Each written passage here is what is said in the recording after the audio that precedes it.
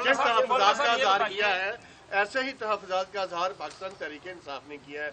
वो भी अपोजिशन में जा रहे हैं। और कल इमरान खान ने जो 3 जमातों से कहा है बात नहीं करनी, MQM, नून लीग और पीपल्स पार्टी, उसमें आप लोगों के लिए एक अच्छी विंडो मिली है कि आप लोग क्या इमरान खान के साथ मिलकर इस हवाले से अपोजिशन का किरदार अदा करेंगे, जो उन्होंने कहा है अपने जो रऊफ हसन वगैरह को कि आप लोगों से बात की जाए, तो आप बात करना पसंद करेंगे?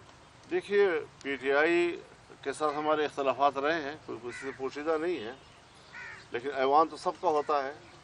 हमें उनके जिस्मों से कोई झगड़ा नहीं है, उनके दिमागों से ज़रा झगड़ा है, वो ठीक हो जाएगा। खुदा करे कि ठीक हो। बहुत सारी नाज़िली हुई बहुत सारे हल्कों में, और आपने पाकिस्तान का भी हवाला दिया, और इलेक्शन कमीशन आपके एप्लीकेशंस को एंटरटेन नहीं कर रहा, तो कुछ एक दो हल्के बताएंगे कि क्या उनमें धांधली हुई और कि क्या है, क्योंकि यहाँ लोगों को तो नहीं पता इस चीज़ का।